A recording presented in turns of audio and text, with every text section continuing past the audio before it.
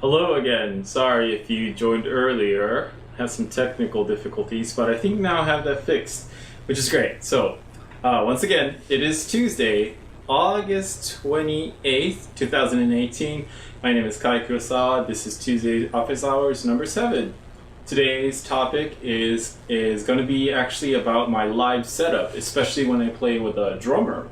So that should be interesting for some of you because I've gotten questions about the setup of this instrument and what the outputs are, the electronic, how it works. And rather than me just kind of sitting here going through gear, I actually decided to take bits from the live DVD that I just released with Keg. It's called Got Monk 2.0 Live at Jack Lion, and I'm actually going to put the link for where you can get that if you haven't already. We really worked hard on it, and obviously highly recommend it. So if you haven't seen it, do order it and check it out. There are some free ones on YouTube as well. So yeah. Anyhow, so today we're going to use a tune from the DVD called Funka 11 to first of all break down the live setup for the sound, and also I will use the tune a little bit to show you maybe just like a simple exercise in terms of maybe what you can do to help your independence or your time or how you perceive time, all that kind of good stuff. And if you have a question, please comment and answers, all that kind of stuff. And I will get to that at the end. I don't know how long this one is going to be today. If it's going to end up being shorter, then so be it. Yeah, because I think I've done almost like close to an hour, sometimes even an hour and 10, hour and 15 so far. So we're going to try to keep this compact. All right, let's get right to it. Yeah, so hopefully it's sounding okay today for you all.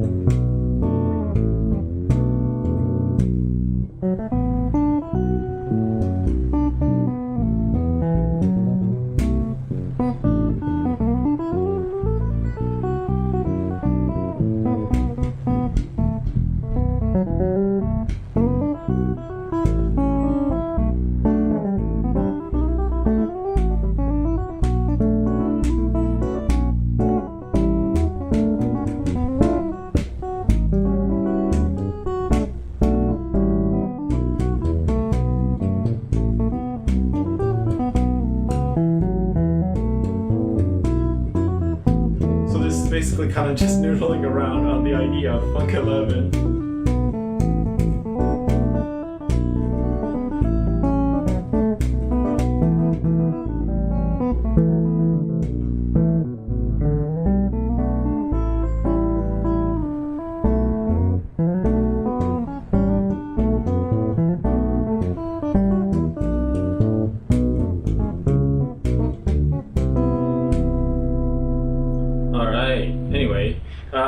Yeah, so I'm not going to play too much. I will show some a little bit more exercise and stuff later, but let's get right into this. So, live setup. For solo purposes, I said this last week as well, I think, I usually prefer just one amp. But for a live show with drummer, especially my favorite drummer to play a duo with Keg, I prefer to have 4 amps. That's sort of at least 4 amps in a way. Because this instrument actually has 4 outputs, and it really helps to have 4 amps to get the clarity of sound, and also to, I think it makes it easier for Keg to play as well, which is kind of neat, because the first time we tried it, I think was maybe the predecessor to this instrument, but we tried 3 amps. We thought that was overkill, but once we got there and played, and we just went, wow, this is really easy to play today. And so from there on, I haven't been really too shy about using a lot of amps. So for the 4 amps, one is for the 6-string portion of the left hand over here, and then the 6-string portion actually also has a GK pickup, so that gets its own amp as well. So that's 2 amps so far. And then the bass, the black strings, that gets a amp as well, of course, so that gets a bass amp.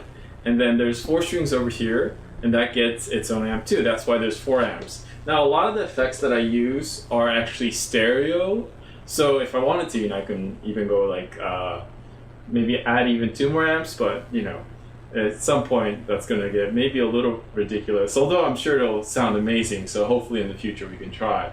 But yes, and that is only for duo purposes that I'm talking about. And actually the amps don't have to be the same. As a matter of fact, I actually prefer if the amps are different. I usually prefer 2 bass amps and 2 guitar amps, like separate ones. Why they don't have to be the same? Because most of the times the sounds I use, they're meant to sound different. So if it's a different amp, it's almost better because it helps with the process of having these different sounds coming out and then working together, basically. So let's actually go right to the show, and I have some videos that I can show you, and then hopefully that's gonna show you a good audio quality as well. And actually I do have to warn you, maybe the sound might be a little louder than my speaking voice. But anyway, so this is Funka 11. I'm just gonna play like a little melody portion of it. So here it is from Live at Jack Lion 2.0, Got Monk 2.0.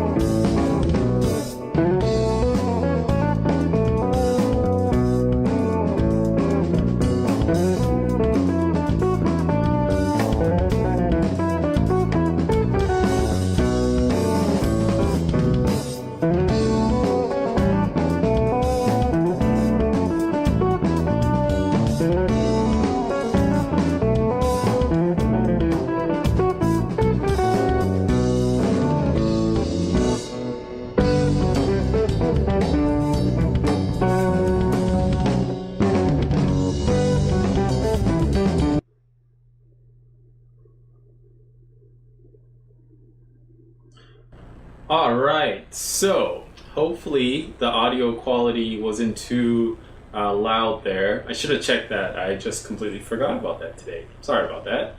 Anyway, so that was with drummer Keg, and that was recorded live, and that was using 4 amps. Now I'm going to actually play the same thing, but now it's going to be isolated so you can hear each amp on its own. You might hear a little bit of bleed because, you know, it was a live show and all the amps are, you know, going, and we had mic the amps. So in that sense, it's gonna bleed a little bit, but not too much, I believe. So without further ado, here is actually the 6-string portion. So just the guitar side.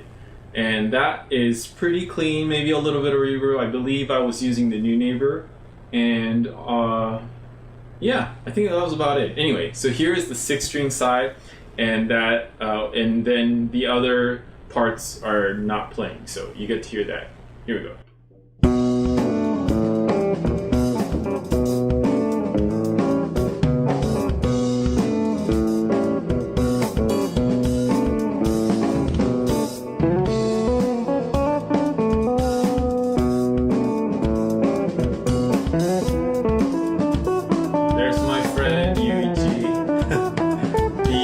He was the roving cat. Shout out to you,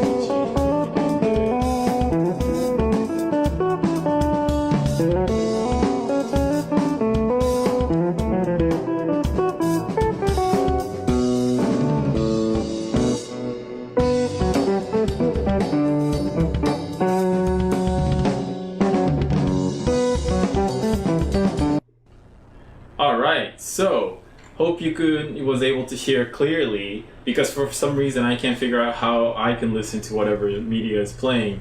So I'm assuming you were able to hear that and hear that successfully. So that was just the 6-string side, sort of the clean sound, if you will. Now I'm going to show you the B bass sound. So the GK, the 13 out for the 6-string side, it's going through a B bass. Now what that is, it's not a synth, it's a sound modeling system. And so it takes the actual sound of this and it processes it. So in this one, it's kind of a clean, sort of a synthy sound. And so here it is for the B bass.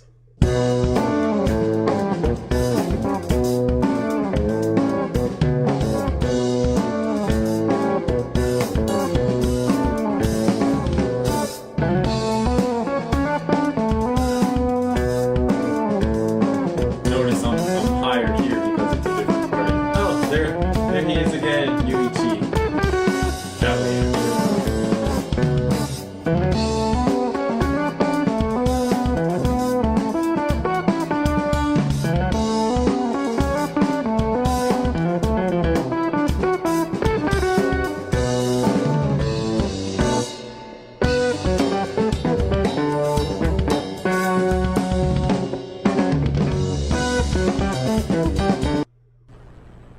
Okay, so that was the B bass.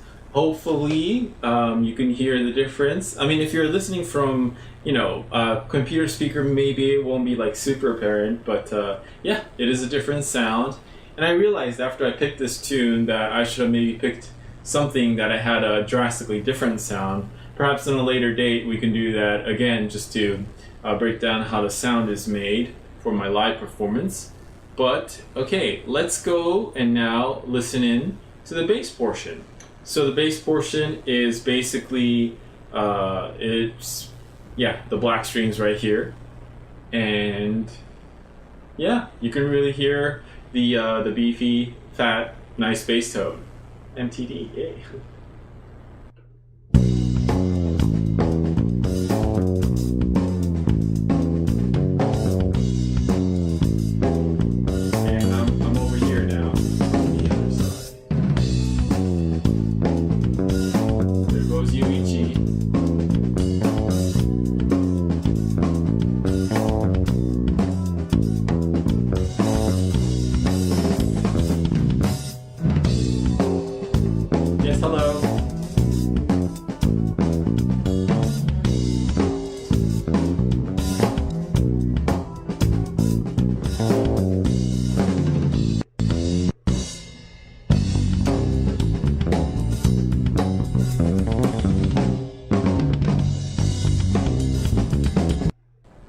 Okay, so as you heard, that was the bass portion.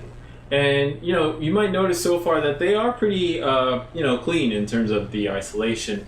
And I think you can hear also that the drum sound is changing a little bit, just because the overall mix, so you might hear the drum sound being a little different, but Jesus, thank you, J.I. Thanks, my man. Always appreciate it. And then here is the last portion.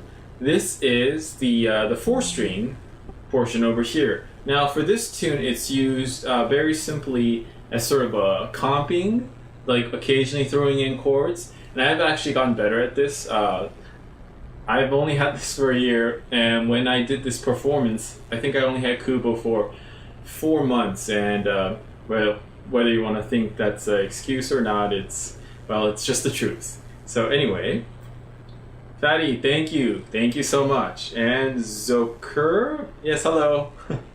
All right, so here is the 4-string portion, and you can hear it. So the 4-string portion, since I'm not using it as much, I will show you from a much later position. Here we go.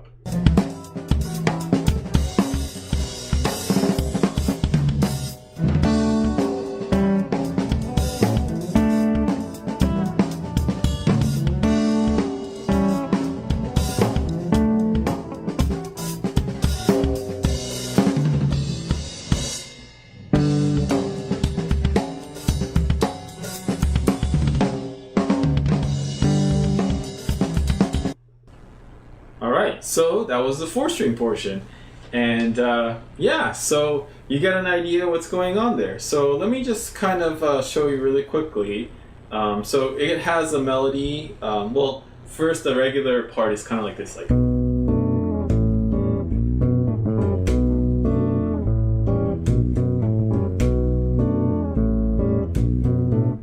And then there's a melody.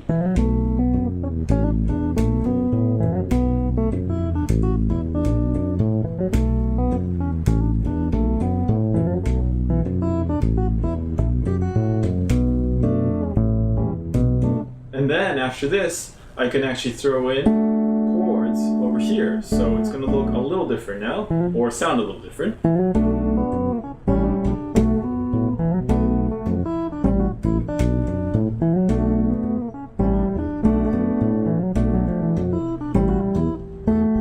Oops. Alright, so what that is basically just some simple chords on top. Basically just going from one to the other. Like I said, that was very simple stuff back then, and I'm expanding on that a little more now. So if we ever perform this tune live again with Keg, I'm sure we can get a better version. Although we have been playing this tune for quite a year, so we might have to play some newer ones actually. Yes, J.I., that is correct. That is exactly what it is. It is, yeah, well, it's basically, so the one hand has the bass and the chord, basically, so comping, the comping part is in one hand, including the chords and the melody, chords and the bass. So if I wanted to actually expand this voicing, if I take it up higher here, then I can throw in a 4-note chord actually. So down here it would be kind of sound like this, right? But if I do it up here, so it's a slightly just beefier up here. It's a 4-note chord versus a 3-note. All right, and then on top we got the melody. So.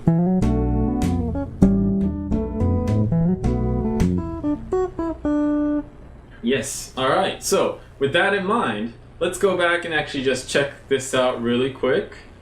The actual performance with everything mixed in, and hopefully you can hear all the sounds, how they basically make this, this solid big sound, I think, especially if you were there live with Keg. So last time playing this video, and do check out, pay attention to how the different sounds are mixed in to make sort of an ensemble.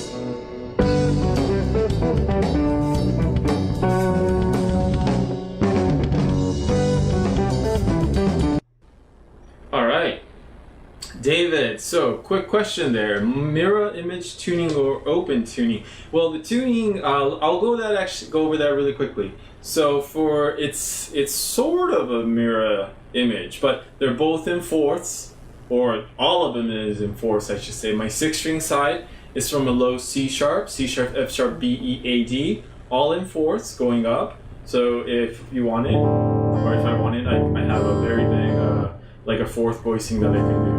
And then the bass side is tuned from a low F sharp, low B, E, A, D, all in fourths as well.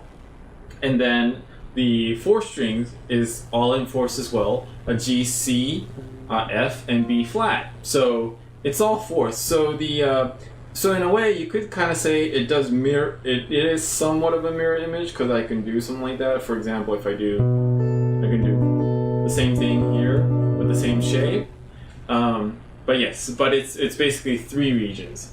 and it's split up, especially with the live setting with the drummer, it's split up as 4 amps.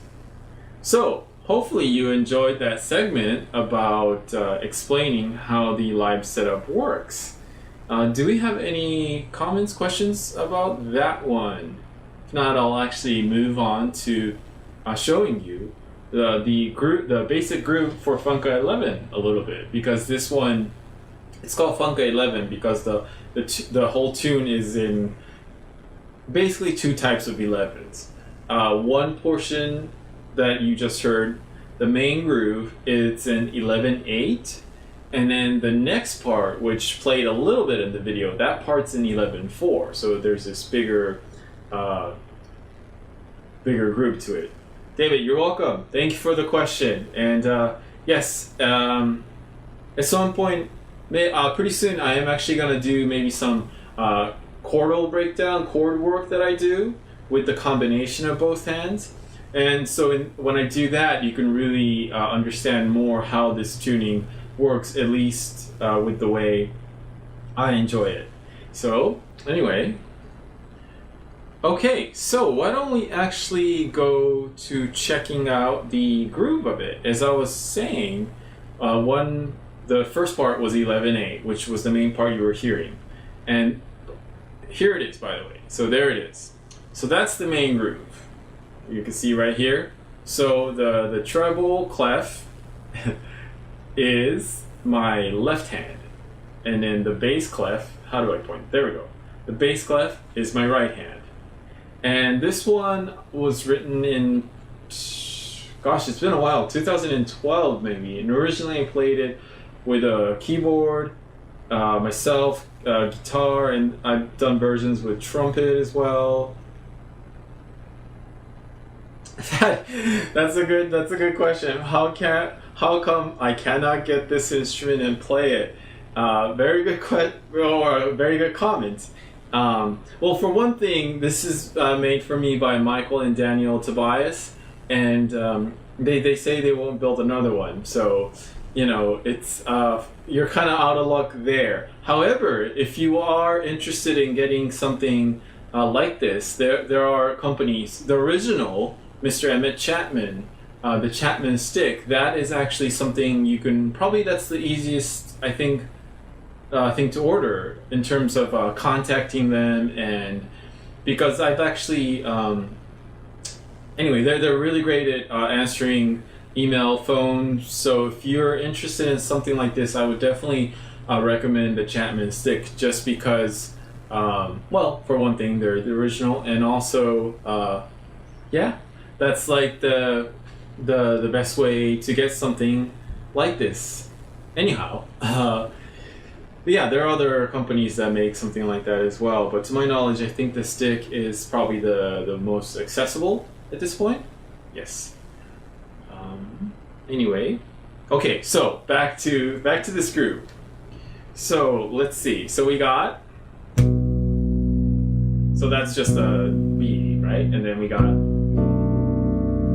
So just those first where there here we go. They're right there. So with the nope, there we go. B, and then this one right here with the D and the A. So you're just making essentially with the left hand. Thaddy, you're welcome. Thank you for the question. So for the left hand, you're basically just making a basic simple B, A, and D, like a minor 7 chord without the 5th. But you're playing the 5th in the right hand actually. So you're playing the F sharp in the right hand. So you end up kind of having this sound, right? And basically moving down 2 frets to the A, and on top, see, we got sort of a similar thing here. We got A to the E, and then on the right hand we have A, we have the G and the C sharp. So again, you're making a chord without the 5th, but then again, the 5th is on the right hand, so it kind of fills into place anyway. So this is like one of the more very basic chord shapes that I have done and still do quite a bit actually. But yeah, so that's pretty much the reason why the voicing is like that, because it was something that I learned first, and you know, it's like a lot of things. Once you work on it, it becomes your vocabulary, and then you can use it a lot more, something like that. So anyway, the first so we got so again.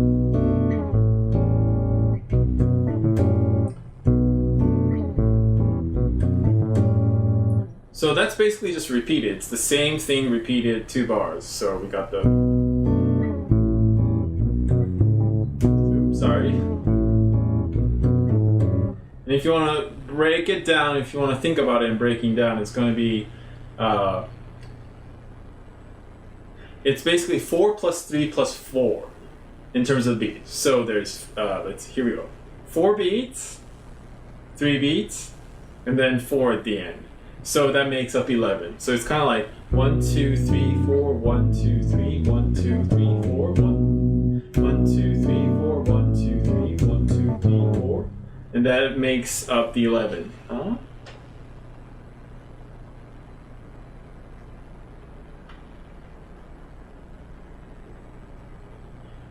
J.I. Good question. For the fourths, I know I have done tuning with the bass side in one of my instruments that's actually tuned originally in fifths. And I was going to change those strings, my Teneo Ziggy actually, but I couldn't do that because the way that the bridge was constructed. So I just tuned down, and it became a little floppy, but it was actually okay. So I know you can do it even if you're on your regular strings. The gauges on these, you know what? I will have to find out. I will make a note about that, and I will let you know next week. Thanks for the question. Very specific. You know, that kind of stuff I usually don't think about too much. I know for the melody side, because I had to memorize it because different circumstances, because, you know, melody side, the string breaks often, or on tour it has broken, and I had to go and find an extra string. So I will get back to you about that one. Anyway, so back to this group. So I realized I wasn't doing a very good job earlier, but 1, 2, 3, 4, 1, 2, 2, 3, 4, 1, 2, 3, 1, 2, 3, 4, 1, 2, 3, 4, 1, 2, 3, 1, 2, 3, 4. That's kind of how the thing goes. So let's see, where were we again? Oh yeah, so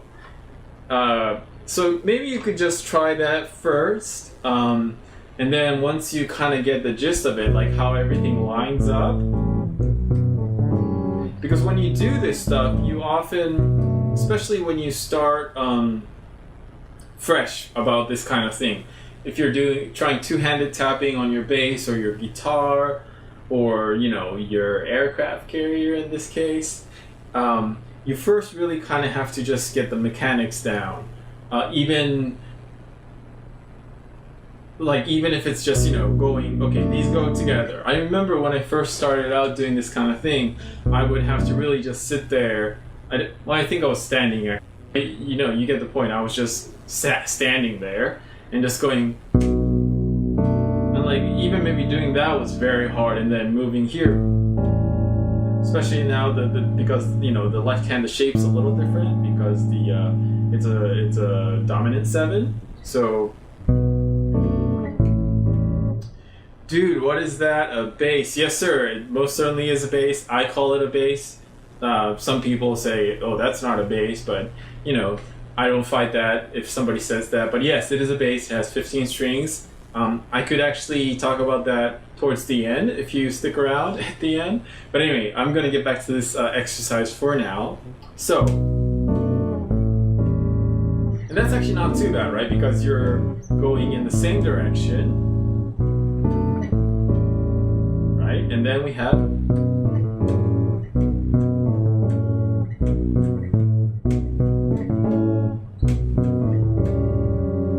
sorry, I'm keep botching that.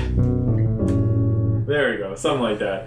So when you first start learning how to do this kind of thing, just even going, that could get kind of difficult too. So you want to really just, you know, think about what finger goes with what. So, and then of course there's a note in here that basically it is nothing's happening. And by the way, I did realize I am playing extra notes on the bass side that it's not written here, because the regular groove that I have written is, so that's actually,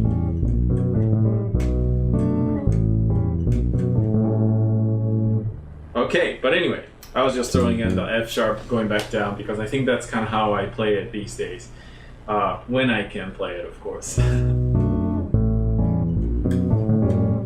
Alright, so once you kind of get that down, you play this with clave. It's 4/4 3/4 16ths. Very good question. So this is how I would recommend practicing odd times, or a lot of different things in general. So again, yay, trusty metronome. By the way, I think I have this metronome since I was 15, pretty much the time I started playing. Or am I lying? Did my old one break?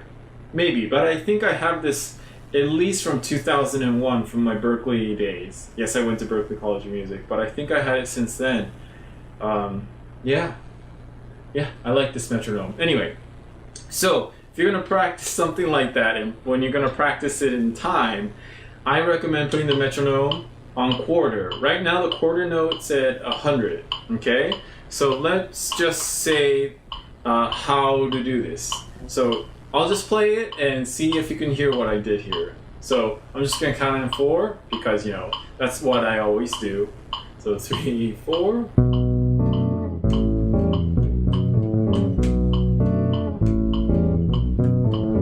Can you tell what's happening?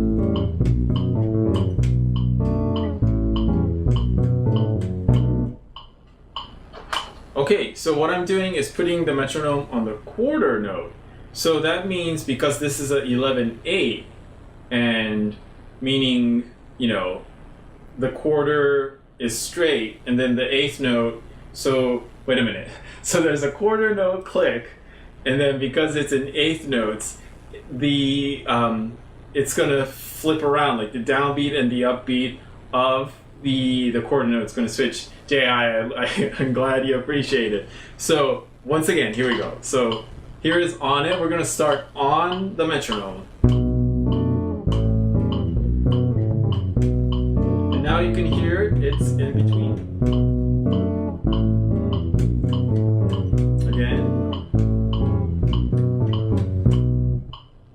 So that's how I recommend practicing this kind of stuff. It'll really help you learn the responsibility of keeping time, and also it reveals some good things and some bad things, which is both good.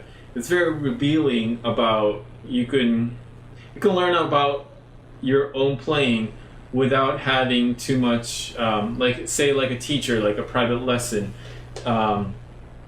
And I said this before, but the use of this metronome is not to, in a way, super rely on it or mask your time. This exercise hopefully gives you the responsibility and understanding of what you need to do to keep time. So it's very useful in that sense, because when you're not used to it, having the metronome on a quarter, and then you know, you being with the metronome one bar and then the next bar you're not with the metronome, like that kind of stuff starts getting very confusing. I did that a little bit with the 7 groove a little before, like I think it was something like,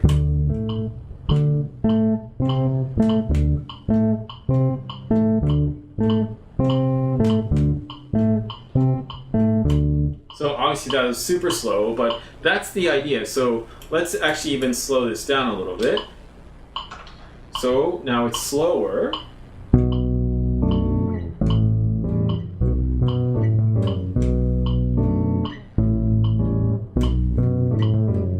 You can really hear or pay attention. Sorry, rush there.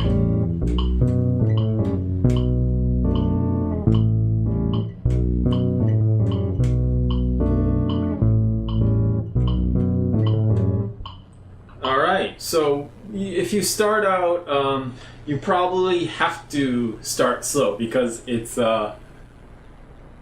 yeah, it's just something you're not used to, and then once you get used to it, sometimes it gets easier when you do it faster. Like me right now, you know, I just once you put it slow, and then you have to really pay attention because there's all these spaces in between. So do practice it both ways, and yeah. Anyway, that's my little practice tip today of how to work on this stuff. Let's put the metronome back up so I don't mess up again.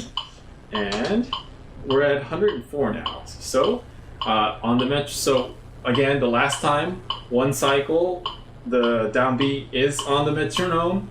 The next bar, the downbeat's going to be on the, or the metronome's going to be on the up. Anyway.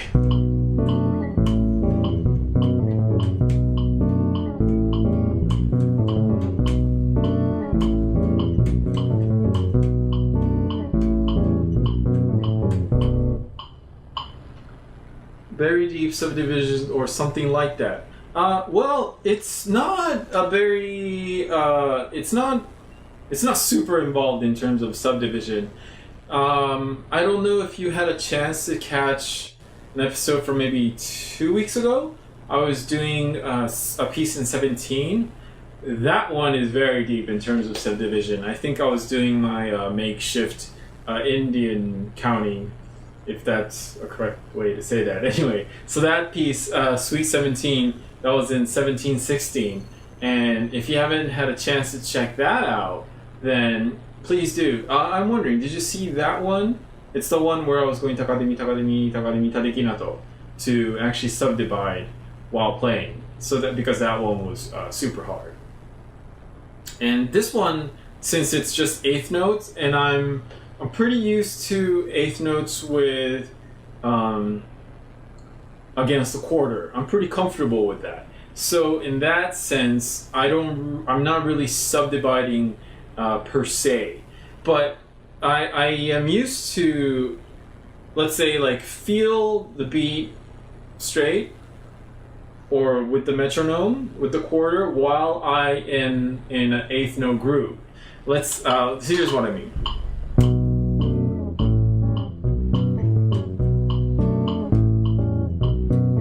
I'm exaggerating a little.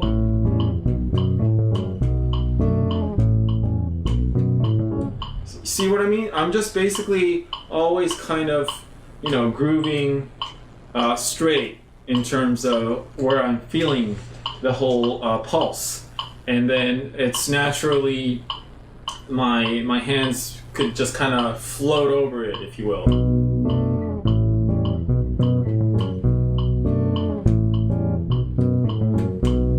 And it's got its own groove, right? And then once you're on the ups, the metronome really kind of fills in that space in between nicely. It's almost like like maybe even you can feel it almost like a snare shot. Let's say I'll put this on the in between, right?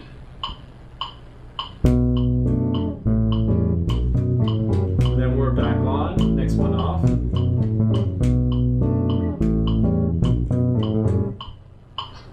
Yeah, so something like that is a very good exercise, especially when you're new to something like this. So you can start with the downbeats with the metronome on the first bar. You can always start the metronome on the ups on the first bar, and that also gives you like a different sensation, as I always say, sensation.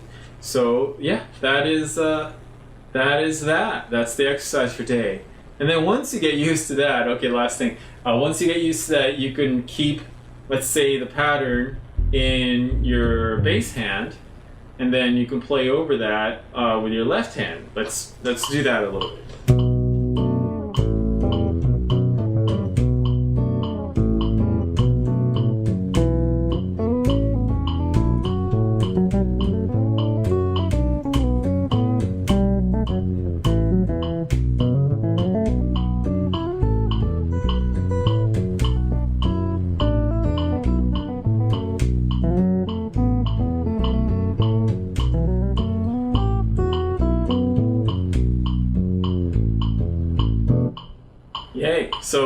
that was probably not the best example, but it was an okay example probably.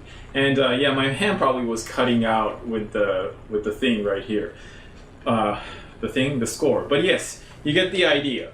And then if you want to actually practice going around the neck with your fretboard, you can do. This is not super musical. Or take a pentatonic.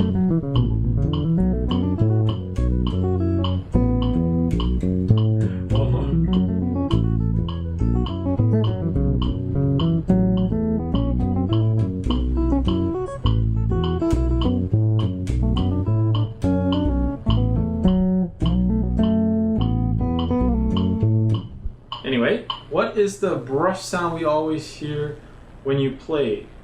Brush sound? I'm sorry, I am confused. Is there a brush sound? Brush sound. You know, that is a good question. Is that, you mean the buzz? There might be a buzz. If there is a buzz, that is something I just can't get around right now. I apologize for that. If you mean there is a buzz, Fatty, I'm guessing that's what you mean it is. It's just my equipment's a little old and I will upgrade. That's coming. It's a little old, and then just the way that I have to do the lighting right now, that's probably what you're hearing. If it's not the buzz, I am a little confused of what it might be actually, or what it could be.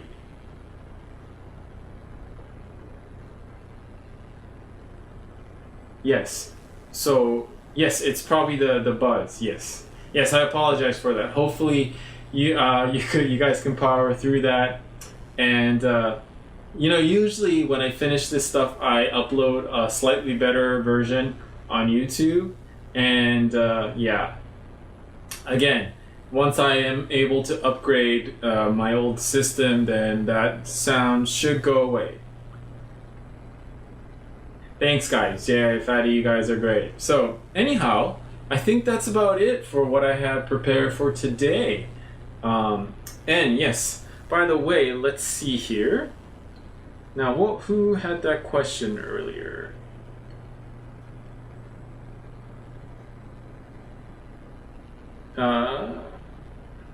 Anyway, I can't find it right now.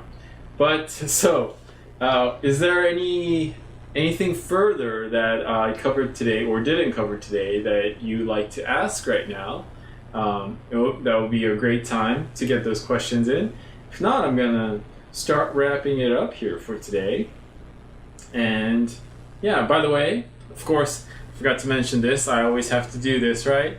I always like to show off my kokeshi. So today, of course, by Usaburo Kokeshi. They're great. They always support me today.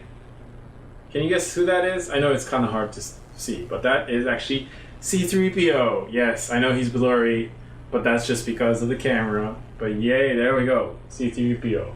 He's like little attention to detail. Yeah, great stuff. So if you're looking for your Star Wars Usaburo Kokeshi, you can always get that from, let's see, let me put up the link right now if I can find it really quick. Yes, so as always, here's the link for that guy. It's the last one, the Usaburo. Yeah.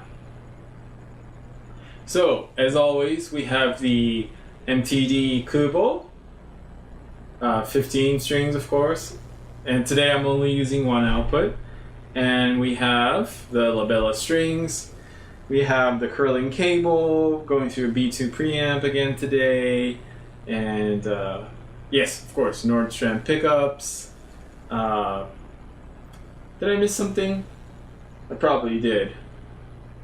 Anyhow, thank you again for today. And probably a little bit of a shorter episode today, so that probably is not a bad thing. Any last minute questions? Gonna hang around for maybe like an extra minute. And then next week, what was I gonna do? I can't remember, but we will continue with this. I'll probably pick up another viewer question, but hopefully today's showing with the breakdown of the amp setup and also the breakdown of the 11 groove, the 11/8 groove, gave you some ideas how to practice your independence and how to practice your independence from the metronome, or the use of a metronome just being on the downbeat always or something, because switching that up is always fun. It was nice. Thank you, Fetty. Thank you very much. Appreciate it. It's great. JR, thank you, sir.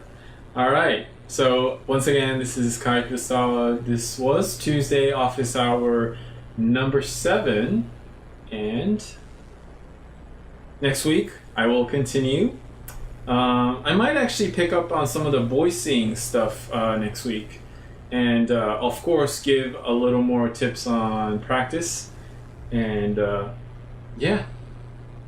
Anyway, thank you guys, and then until next time, I bid you good night. Which amp do you use live? Okay, let me actually quick answer. So for when I'm in LA, I own one amp because I don't have a place to store it and whatnot. I'm currently using a Gens-Benz. That was probably the first artist endorsement or endorsee or deal that I got. And the company doesn't exist anymore. Mr. Jeff Gensler has his new company, Gensler Amplification, which I think you can still get today. Of course you can get it today. They're fairly new, but I have a 112. And that's usually what I prefer, and then in LA, since I only have one amp, that's what I use. When I travel, I just adapt to whatever amp is at the spot. That's just kind of how it goes. And so, yeah, it's not too crazy in terms of my amp selection. But yeah, actually, maybe next week I will actually introduce you to my preamp. That one is super important to me. So anyway, once again, this is Kai Kurosawa. This is Tuesday office hours number 7. It was August 28, 2018, and I bid you good night.